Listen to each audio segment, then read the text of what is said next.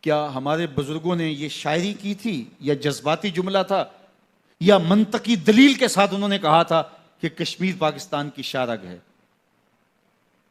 آپ کا پاؤں کٹ جائے تو آپ زندہ رہ سکتے ہیں، آپ کا ہاتھ کٹ جائے تو آپ زندہ رہ سکتے ہیں، پوری ٹانگ بھی کاٹ دی جائے تو آپ زندہ رہ سکتے ہیں، لیکن آپ کی شارگ کاٹ دی جائے تو آپ زندہ نہیں رہ سکتے۔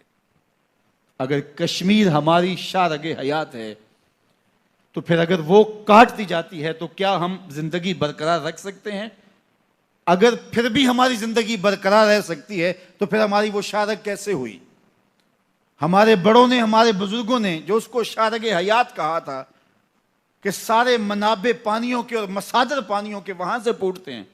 پاکستان ایک زرعی ملک ہے اور پاکستان کی زراعت کا انحصار کشمیر سے آنے والے پانی پر ہے، اور اگر وہ شارگ کاٹ دی جائے تو ہم ایک خشک صحرا کی صورت بن جائیں گے۔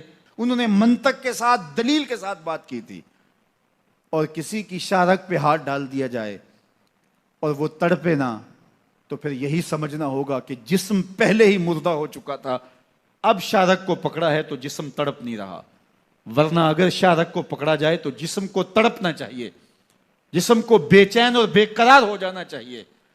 آج اگر ہم سلامتی کونسل کی ایک قرارداد پر یا ان کے اجلاس پر مطمئن ہیں تو ہم احمقوں کی جنت میں رہ رہے ہیں۔ ہمیں نہیں سمجھ کہ ہم کہاں کھڑے ہیں۔ کبھی بھیک سے آزادیاں نہیں ملا کرتی۔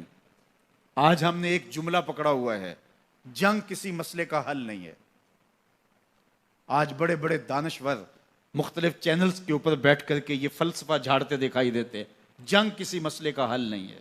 میں مانتا ہوں جنگ مسئلے کا حل نہیں ہے، لیکن وہ مسئلہ آپ کا کسی اپنے سے ہو، جو دلیل سمجھتا ہو، جو منطق سمجھتا ہو، جو معقولیت سے بات کرنے کا عادی ہو، اس سے تو آپ دلیل سے بات کریں گے۔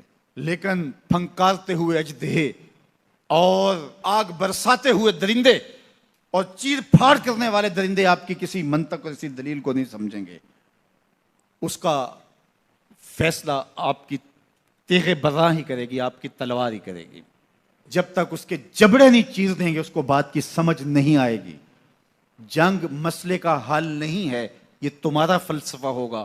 قرآن کہتا ہے وَمَا لَكُمْ لَا تُقَاتِلُونَ فِي سَبِيلِ اللَّهِ، تمہیں کیا ہو گیا، تم اللہ کی راہ میں جہاد کیوں نہیں کرتے ہو؟ تمہیں کیا ہو گیا، اللہ کی راہ میں جنگ کیوں نہیں کرتے ہو؟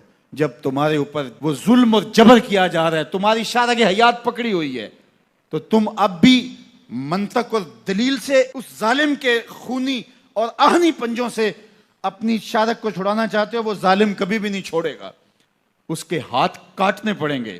یہ بھیک نہیں، آزادی ہے، ملتی ہے بھلا مانگے سے کہیں، تاثیر دکھا تقریر نہ کر۔ ایک ہی بات ہے، یا زور سے آ کشمیر چھڑا یا آ